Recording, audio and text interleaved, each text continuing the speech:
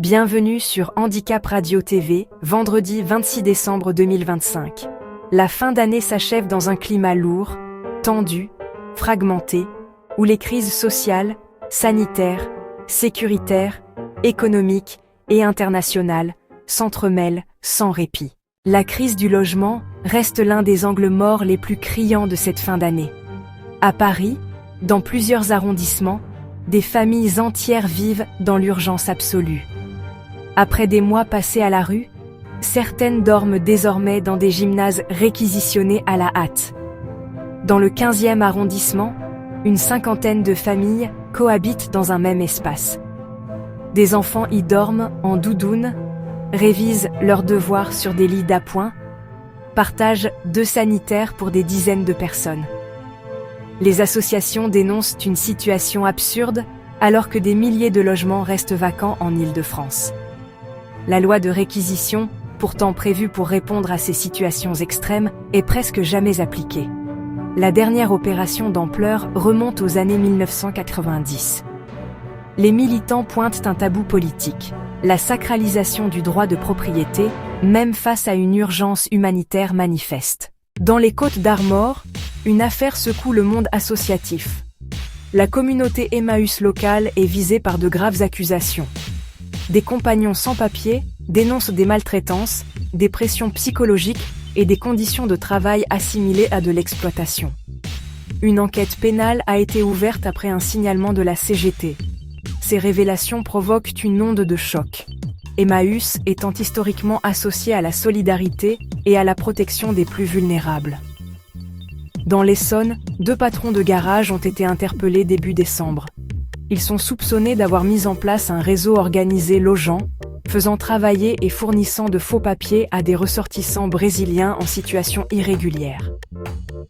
Âgés de 28 et 34 ans, les 2 hommes ont été incarcérés le 7 décembre après leur présentation devant le parquet d'Évry. Ils devront répondre devant le tribunal correctionnel le 6 février pour aide au séjour irrégulier en bande organisée. La violence, elle, n'a pas connu de trêve de Noël. Dans les Alpes-Maritimes, à Vallauris, des coups de feu ont retenti en pleine nuit. Un homme de 56 ans, armé d'un pistolet de calibre 7,155 mm, aurait menacé son voisinage et une passante avant d'être interpellé. À Marseille, le narco-banditisme a de nouveau frappé.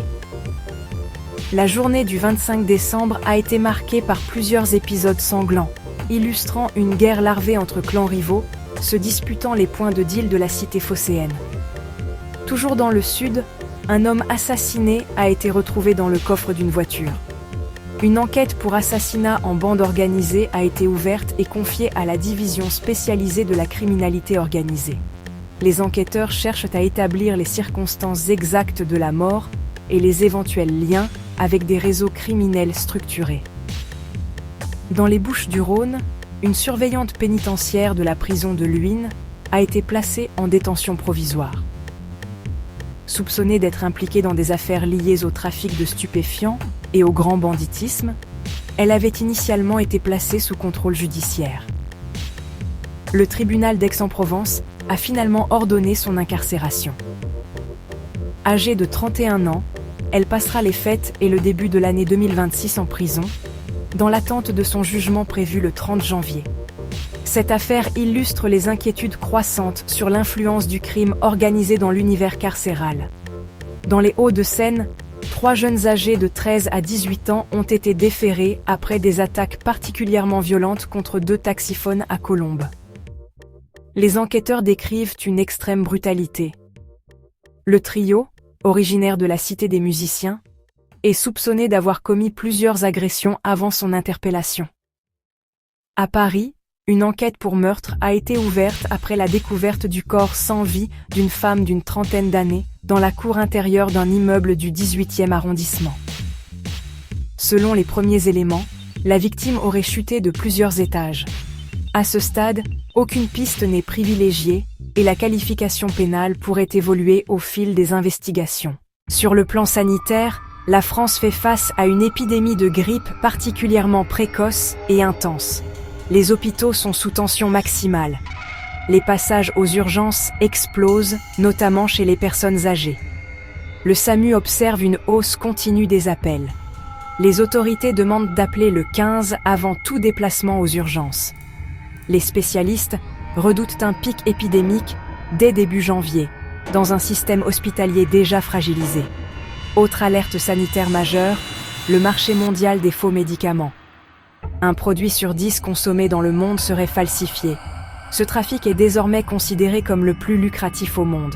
En France, un patient a failli mourir après avoir consommé un faux médicament amaigrissant. Ces produits circulent via Internet et des réseaux parallèles sans aucun contrôle sanitaire. Sur le plan économique, le groupe Grand Frais a confirmé la reprise de 32 magasins Jiffy à travers la France. Dans l'Ouest, plusieurs villes sont concernées, notamment Caen, Lisieux, Passy et Séné.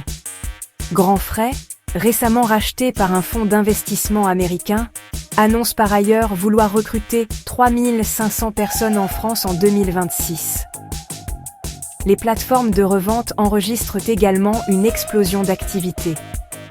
Au lendemain de Noël, près de 900 000 annonces de revente de cadeaux ont été publiées en France sur eBay et Rakuten.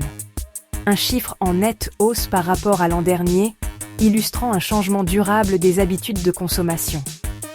Dans le secteur industriel, un espoir renaît après la liquidation judiciaire du groupe Brandt. 2 semaines après l'annonce, Thomson Computing a déclaré vouloir reprendre le principal site de production de Brandt à Saint-Jean-de-la-Ruelle, dans le Loiret. Le projet pourrait permettre de sauvegarder une partie des emplois. Sur le plan médiatique, une information révélée par la presse concerne le pro Pascal Praude, figure centrale de CNews. Selon plusieurs sources, il aurait reçu une proposition avoisinant le 1 million d'euros par an pour rejoindre une grande chaîne concurrente à la rentrée 2025. Une offre finalement refusée par l'animateur, resté fidèle à la ligne éditoriale du groupe Bolloré. À l'international, la guerre en Ukraine reste au cœur des tensions.